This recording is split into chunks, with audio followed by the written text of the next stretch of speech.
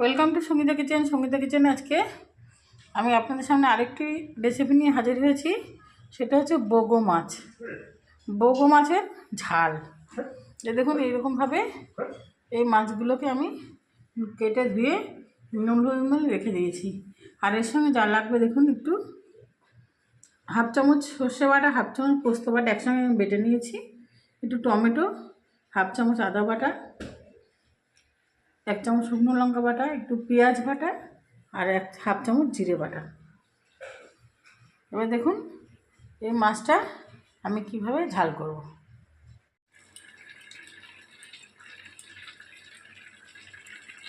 প্রথমে দেখুন আমি কড়াইতে তেল দিয়ে নেব।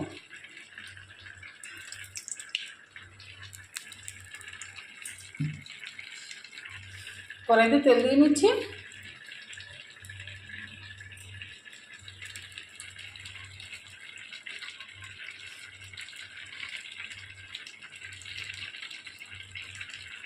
এই রান্নাগুলো আমরা এরকমভাবে ঘরে রান্না করে খাই। সে ভিডিও করলেও যেমন রান্না করি, এমনিও সেই রকম রান্না করি। কারণ এই জন্যই তো আমি বলি যে আমার চ্যানেলটার নামই অতি সাধারণ বাংলা খাবার। এবারে সাধারণ গৃহিণী, যারা নতুন গৃহিণী, তারা এই রান্নাগুলো ফলো করবেন, দেখবেন ঘরোয়া এই রান্নাগুলো খেতে খুবই ভালো লাগবে। এই মাছটা না অনেকটা, কী বলবো, অনেকে হয়তো চেনেন না।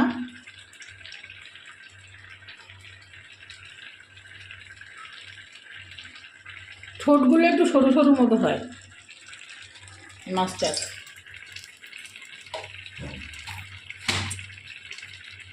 দেখুন মাছগুলোকে আমি লাল লাল করে, খুব কড়াও ভাজবো না, হালকাও ভাজবো না,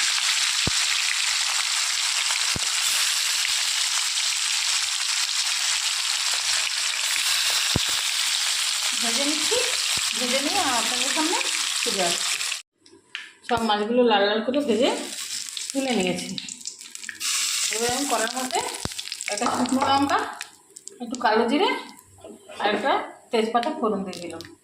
তারপর দিয়ে দিলাম এর মধ্যে টমেটো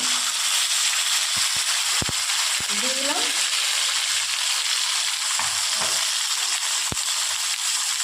পেঁয়াজটা একটু আদা বাটা করে রেখেছিলাম, সেটা দিয়ে দিলাম। সর্ষে পোস্ত দিয়ে দিলাম, হাফ চামচ সর্ষে, হাফ চামচ পোস্ত, আর এই জিরে আর আদা আর শুকনো লঙ্কাটা এটাও দিয়ে দিলাম।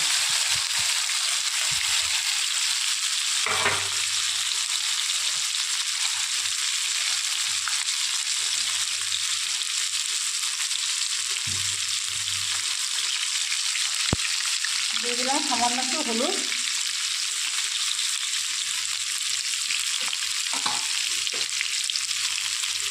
সামান্য একটু নুন। এবার নেড়ে চেড়ে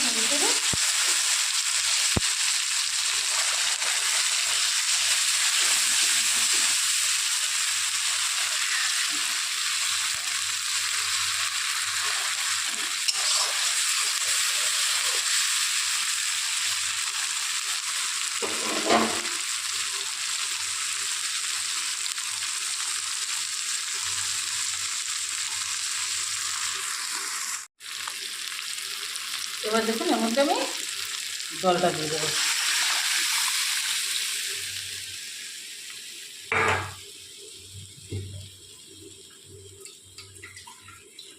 আর একটু জল আমি একটু দেবো সামান্য। এবার জলটা ফুটে উঠলে আমি আপনাদের সামনে ফিরে আসছি। দেখুন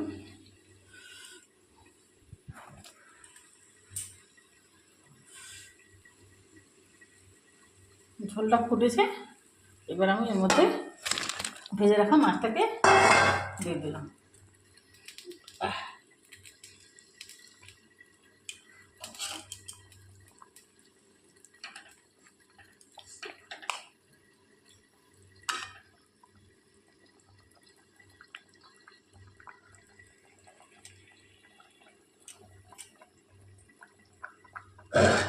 দিয়ে দেবো সামান্য একটু ধনেপাতা।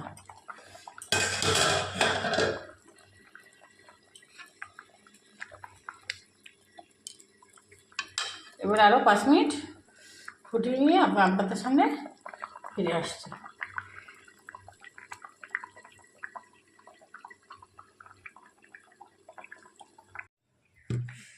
এই দেখুন আমি একটা পাত্রে নামিয়ে নিয়েছি।